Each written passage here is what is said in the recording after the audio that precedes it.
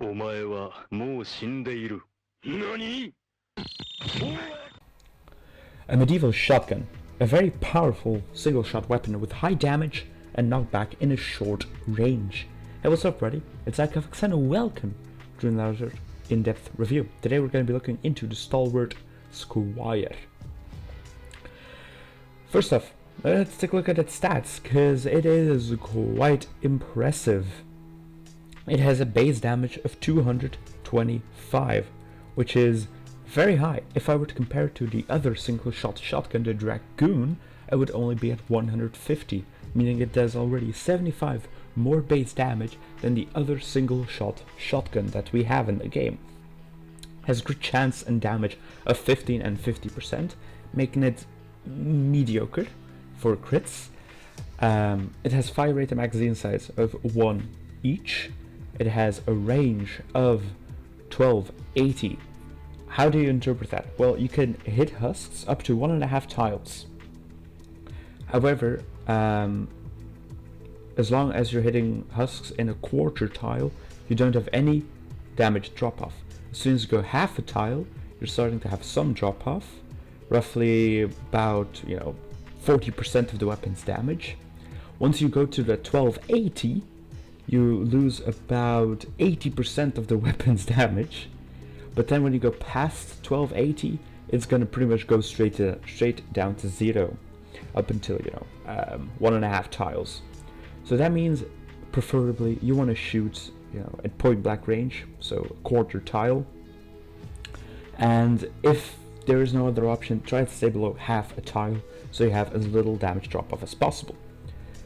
Nobody cares about durability. Then we have the reload time at 2.7. Now, with its fire rate and magazine size being 1 each, that pretty much makes its fire rate 2.7, because you gotta reload after each shot. Then we got its impact, which is at 1050, which is really high. But then again, if we were to compare it to the Dragoon is at 1125, meaning that the Dragoon is more focused on impact and crowds, while the Squire is focused on single target damage. Let's go into its perks. In the initial perk slot, you can pretty much have a free choice. You can go for durability, your reload, or your damage, or crit rating. So it already should show that this weapon is highly customizable. You can run 4 damage perks in total. You can run reload speed perks, in total of 3 with 1 damage perk. So knowing that they have 3 reload speed perks, that's an additional 225% faster reload. So your fire rate is just incredibly high. You can shoot multiple times within a second. It's that fast. You can, I guess, also run impact on it, double impact, if you do want to stun husks. However, I prefer to leave impact over to the Dragoon. The build I went for is a crit rating build with double crit damage, physical elements, and then damage to missed monsters and bosses. Finally, the final crit is on crit you regain 2.6% of damage dealt as shields. Now, since I crit over 1 million damage, I tend to just regain my entire shield, or not entire, but a lot of my shield whenever I crit. Now, with all these perks, my total stats are at 43 crit chance and 390 crit damage. Now, this is not favorable since you're below the 50% and your crit damage is not as high as some other crit focus weapons. However, since we have physical and since we have damage to missed monsters and bosses instead of a 3rd crit damage, the weapon's base damage is almost at 100k, meaning that it's one of the most consistent damage dealers out there. Like, if you watch the gameplay, I can kill smashers in like 3-4 shots without landing a crit, and if I do land a crit, it's dead. So finally, it's reload time. Since I'm running quick clip in support for 30% reload speed currently, its reload time goes down to 2.1, meaning that its fire rate also got massively buffed. Now I did some calculations here. So I calculated the physical damage plus the mist monster damage plus the shell shock plus 24% plus 10% damage from a raider onto the base damage of the Stalwart Squire, and then calculated its crits of it. And then I also ran a calculation where I just ran physical with the shell shock perk, right, and then triple crit damage, which was the final perk. And the thing I ended up with was an average shotgun damage with the initial setup of 1380 average shotgun damage. So that is, you know,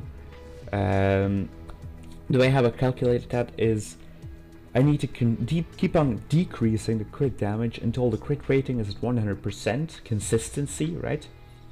So whenever I hit a crit, it's gonna deal, boom, this amount of damage, and then I can, you know, get the average from it. So 1380 average shotgun damage with the initial build, and 1400 initial, 1400 average shotgun damage with the triple crit build. So only a difference of 20 points. But if we look at the base damages, the base damage of the initial build is, what's it, about 80 points higher.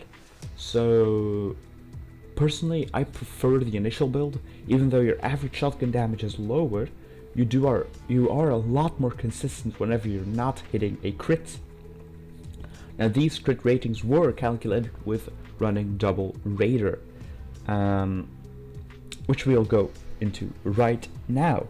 If you run a raider in support, your crit chance is 51.5%. If you're not running a raider in support and have a quick clip, your crit chance is at 43%. If I ran a time span, how many times can you shoot in 10 seconds? And then with the crit chance, what is the probability one of those shots will crit? That's kind of how I did it. So since you can shoot 3.7 times per 10 seconds with double raider, you end up with 1.9 crits per 10 seconds. Hope that number makes a little bit of sense, because, you know, with about 51% chance to hit a crit, 3.7, it's almost a division by 2. So we end up with the 1.9. Now, with the quick clip for the 30% reload speed, we ended up with 5.29 shots per 10 seconds. Divide that by a crit chance of 43%, and we ended up with roughly 2.2 crits per 10 seconds. So let that sink in for a bit.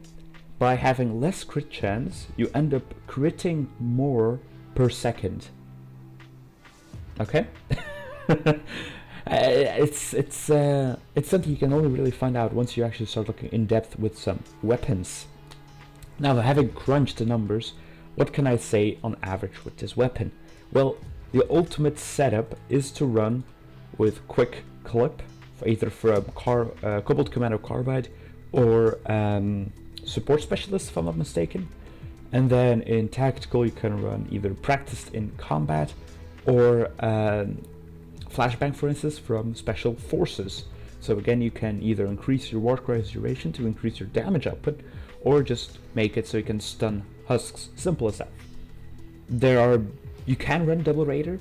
It increases your chance to crit, but for the overall time span, you're gonna be taking longer to kill smashers, for instance, than if you were to be running quick clip.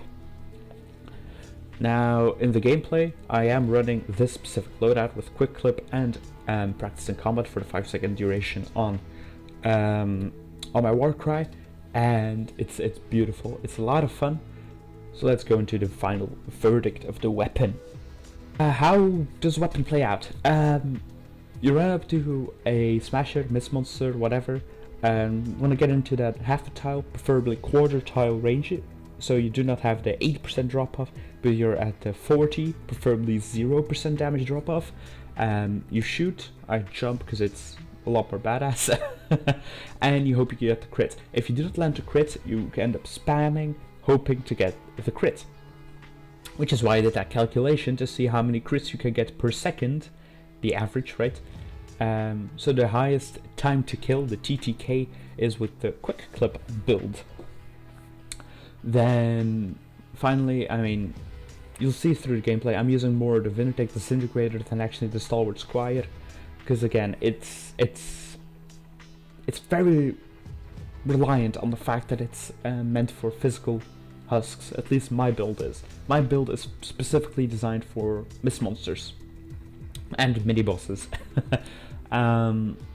So I don't really bother against any other husks unless I'm just too lazy. You can run it with energy, and you can run it with double crit damage, I guess. But then again, you are then losing a lot of potential damage against smashers to gain, you know, to gain energy and to gain a lot more, you know. So it's better for all types. But that's not really what this weapon was meant for. This weapon was meant to one-shot smashers, and that's what I'm going for. So let's go into the grading, right? First of all, its perk lineup. I'm giving it a 5 out of 5. Very similar deal with the ability lineup for heroes. It allows you to be very customizable. You can go damage build, you can go crit build, you can go impact, reload. You can do whatever you like with it, right? So it's very customizable. Then we got the single target DPS, or single target damage, so to speak. And I think you guys know my answer on that. It's also a 5 out of 5, since you can pretty much one-shot almost. You can one-shot everything with it, even bosses. You know, if they have debilitation stacked, if you have a good war cry, and then you can even one-shot mini bosses. Then multi-target DPS, I have it to give it a 1. It shoots way too slow to actually kill crowds all that good, so a 1. Why a 1, not a 0? Its spread is big enough to actually kill multiple husks in a single shot. Having said all of that, what rating should I give this weapon? I'm lenient to give it an A tier again, because again, it's a very powerful weapon, right?